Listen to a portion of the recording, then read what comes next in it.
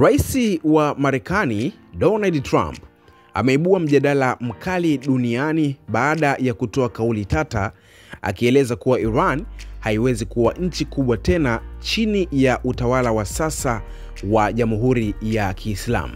Kupitia mtandao wake wa Truth Social, Trump aliandika ujumbe unaoashiria wito wa mabadiliko ya kiutawala chini ya Iran, akitumia kauli inayofanana na ile yake maarufu ya kampeni ya Make America Great Again, kwa maana ya kwamba MAGA kwa kifupi, lakini safari hii akisema Make Iran Great Again, ama kwa kifupi tunaita MIGA. Sasa iko hivi, Trump alieleza mashaka yake kuhusu uwezekano wa Iran kufikia maendeleo makubwa au kuwa taifa lenye nguvu tena iwapo itaendelea kuwa chini ya mfumo wa sasa wa kisiasa.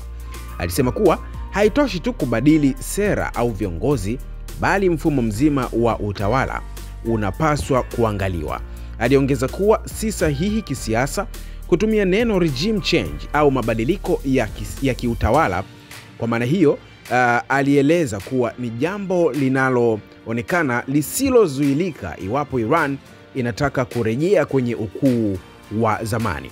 Kauli hiyo imekuja wakati ambao mvutano kati ya Iran na Marekani unaendelea kushika kasi kufuatia mashambulio ya kijeshi ya lawama kuhusu mradi wa nyuklia wa Iran, wakati Marekani ikiendelea kuiwekea Iran vikwazo mbalimbali vya kiuchumi na kisiasa.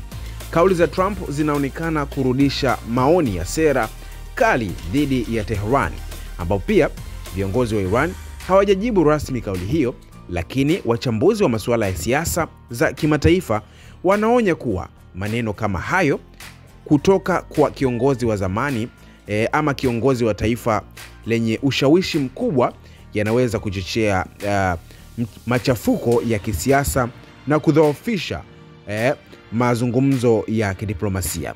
Wakati huo huo, Trump amekuwa ni rais wa Marekani kati ya mwaka 2016 mpaka 2020, lakini pia mwaka huu amekuwa rais mwaka huu toka mwaka jana ambapo uchaguzi ulifanyika, lakini mwaka huu ameapishwa mwezi wa kwanza na majukumu yake yanaendelea kama ifuatavyo.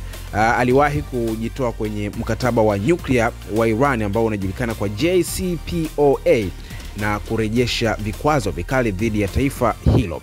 Hatua hiyo iliyozua taharuki kubwa kimataifa, na kauli yake mpya inachukuliwa kama mwendelezo wa msimamo wake mkali dhidi ya serikali ya Kiislamu ya Iran.